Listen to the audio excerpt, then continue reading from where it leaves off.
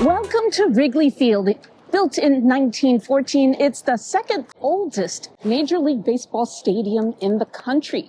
It's the home of the Chicago Cubs for more than a century, but more importantly, and the reason we're here is that it pretty much looks the same as it did over a century ago.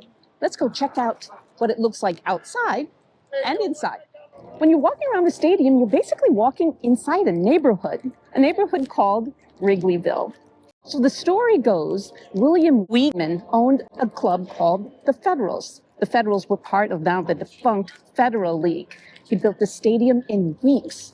When that league went belly up, he went to look for another team. He bought the Cubs from the former president, William Taft. He only owned the team for a few years, like 3, I think. He then sold it to the Wrigley family.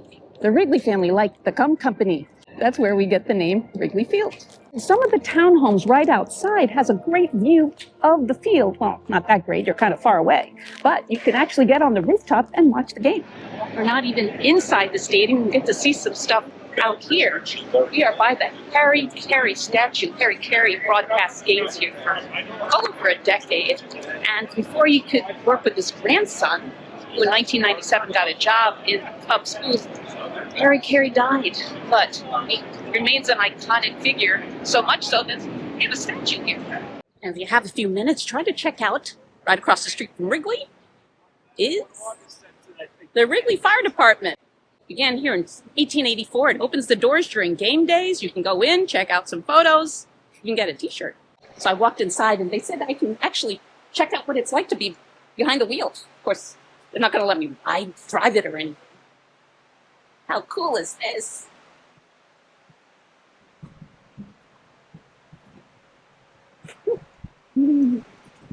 All right, here we go. Wrigley Field is nicknamed the Friendly Confines. But does that go for fans of the visiting team as well?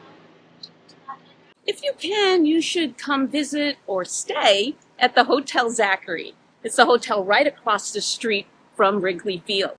The hotel was named after Zachary Taylor Davis. He's the architect famous because he designed Wrigley Field. We are going on the Wrigley Stadium tour.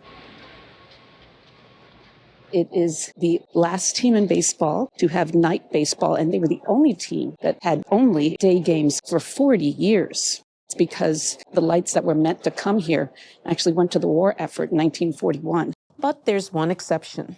One day, in 1943, the Girls Baseball League played here a night game, but that was just for one day, and then they took the temporary lights out. It's game day, and a lot of times we can't get onto the field, but this time our guide made sure that we did the field first, and that way we wouldn't miss out. One of the iconic and charming features of Wrigley Field is the outfield wall that's covered in ivy. This greenery has been here since 1937 as a way to beautify the place, to make Wrigley less like a baseball stadium and more like a park, an oasis, kind of like the sign outside that says Wrigleyville Oasis. Another blast from the past that makes Wrigley so special is the scoreboard. It was also installed in 1937 and is still manually operated, meaning someone changes the numbers being displayed by hand. It's only one of 2 left in baseball. Because the Cubs have more than 100 years of history, a visit to their Hall of Fame here is well worth it. Now that we've seen the park, how about some Cubs baseball? 3 strikes, you're out at the old home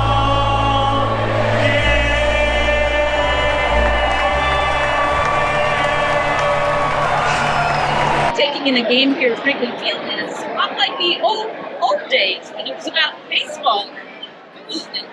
Hope you enjoyed this quick trip to a sports venue that's not just iconic in Chicago, but in the country. Thanks for joining me on Mary Goes Round the World. One last recommendation, get the stadium tour, whether it's game day or non-game day. I know the content changes, but it's worth it.